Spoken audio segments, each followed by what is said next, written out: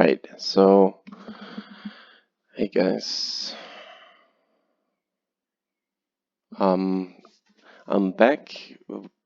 This time where I'm trying to change up the content a little bit. I want it to be a little bit more focused on the sort of jiu-jitsu I'm personally doing, and I want to be a little bit more focused on yeah, troubleshooting stuff and looking at roles, stuff like that.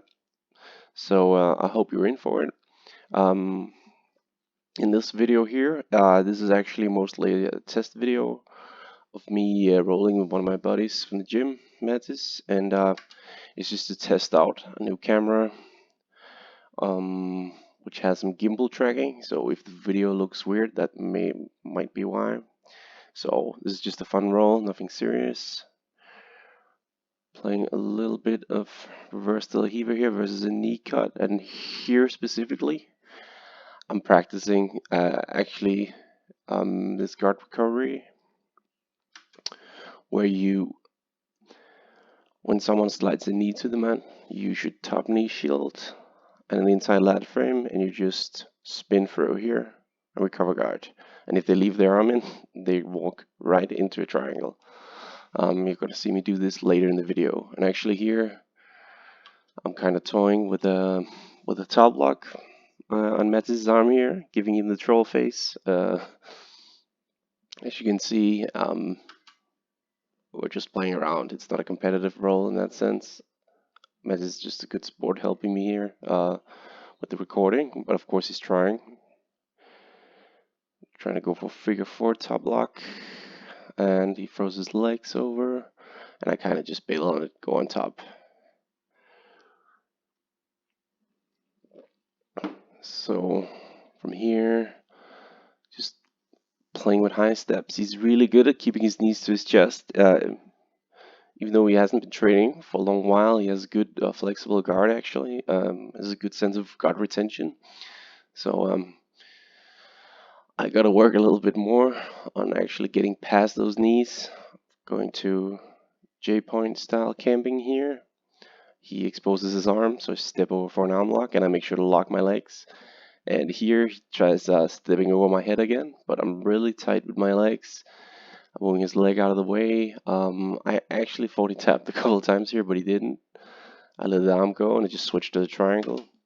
Here, making sure that I have a nice angle, and I have a nice scoop grip on his leg here, and just trying to cinch up the triangle without gripping my toes, just grabbing the base of my foot to avoid toe holding myself and feeling ridiculous about that. So it's gonna come on here pretty tight. There we go. Yep. Just messing around, checking if the camera is still tracking. I have it on face tracking on Mathis here. I think it kind of loses tracking here for a bit, and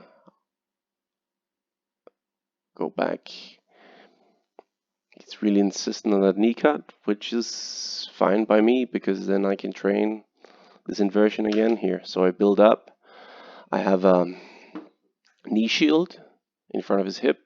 I have this cross lat post here, and I'm building up to a knee and my foot here, so I can roll my hips through, and there's no space for him to land in north south. And because he leaves his arm in here, he's actually gonna get landed right in the triangle again. Whoop, there we go. So you see, he left his arm in, so that's why it becomes a triangle here. And here we're pretty close to going out of bounds, so I just elect to go for the Urigetami here, the reverse arm lock. Yeah, I really like attacking this from the trap triangle. Of course, I prefer locking triangles, just because they're really strong strangle. I have a pretty good squeeze with my legs, but since my legs has gotten bigger with age, I don't always find it that easy to lock it up. So especially when I have an angle like this, and I already have an underhook on his arm here. I like going to the reverse arm lock. It offers a lot of control. If you know the finishing mechanics, it's actually a really, really strong move. And there's a lot of follow-ups, even if it fails. So I like going for this option here. You can see the dumb grin on my face, satisfaction of locking it in. From here, you'll actually notice that it's the opposite braking mechanics of a regular armbar. This is why I feel like the reverse armbar is a great name for it. Because in a regular armbar, my hips are going into the elbow joint and I'm moving my head away. Here, it's the arms that goes into the elbow joint, and I actually want to move my hips away from Mathis and bring my head closer like I'm doing an ab crunch. And I want to make sure that I put my elbow exactly over his elbow. So I'm actually doing a little bit of an adjustment here, and that's gonna do the trick. Yeah, you can see Mathis here. He's curious. What was I doing? He was asked if it was a Troy bar, but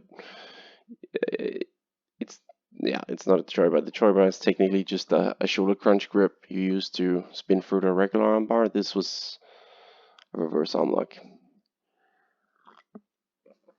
here. So Mathis coming in again for the knee cut. I get under him here, just scoop his leg. You don't need to overcomplicate reverse de la Hiva. I feel like sometimes, and I'm definitely guilty of this, sometimes when you're in these situations, right, you want to be fancy, you want to spin under, you want to throw up false reaps and stuff. But guys, if you can get under your partner's base and just scoop their far leg,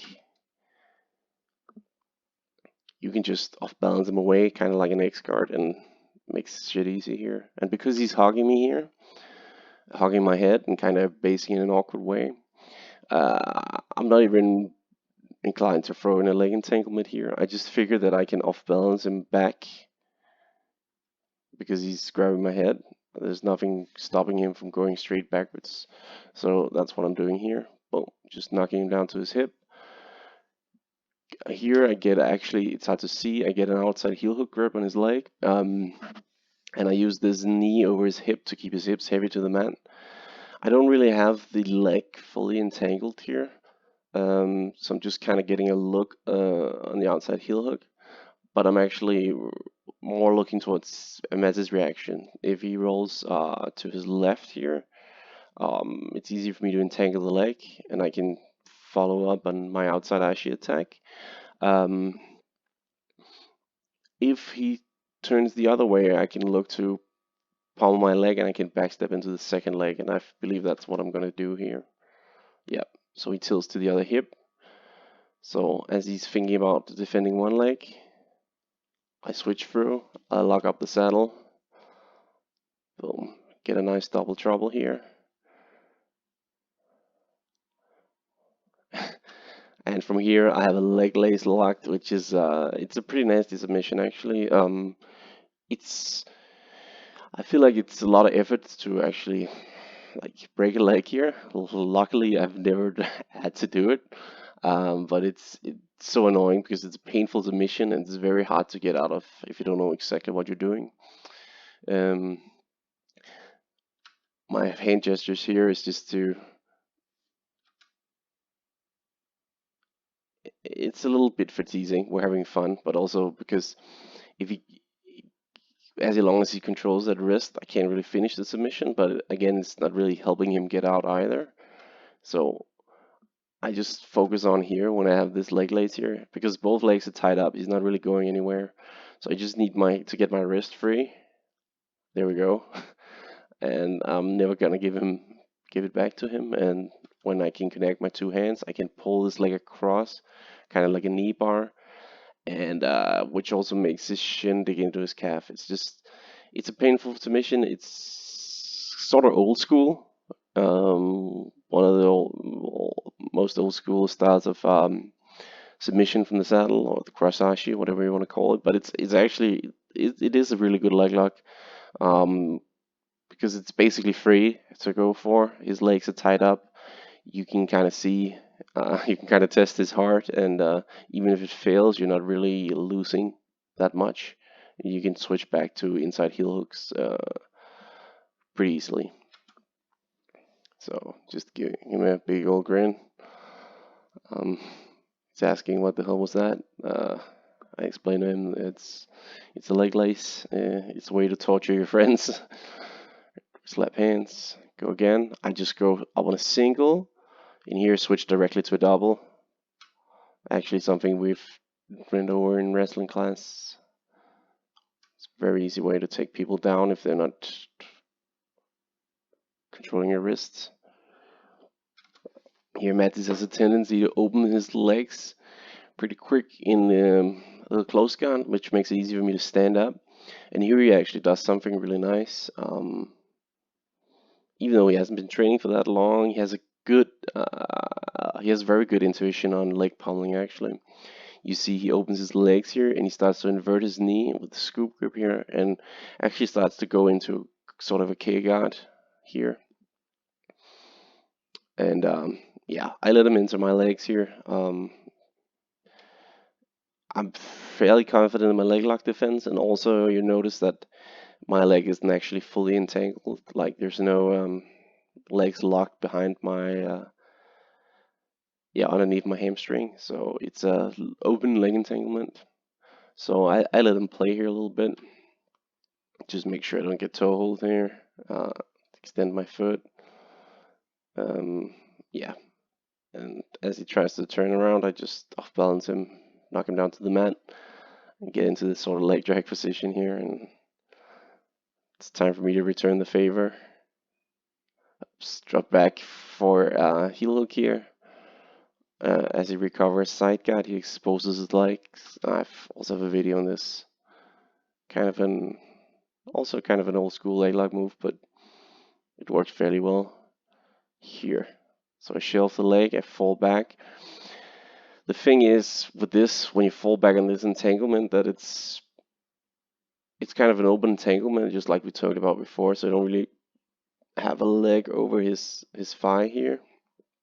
So even though my knees are in position and I have a heel hook grip, I have to fight a leg in here. And from here, it's a belly up finish with kind of a loose entanglement. He just falls to the mat though, and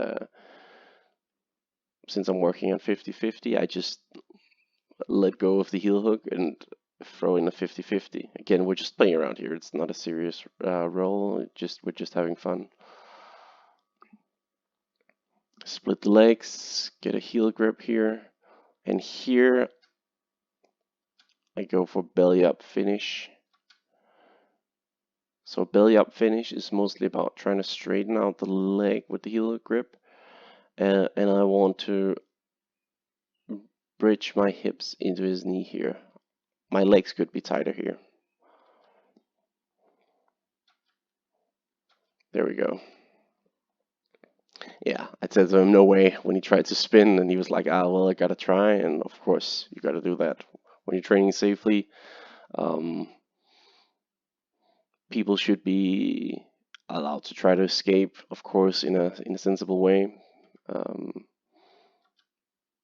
I always like to give my students a chance to escape, which doesn't necessarily mean I'm gonna loosen up the submission. I'm just gonna put it on real tight and controlled. That way,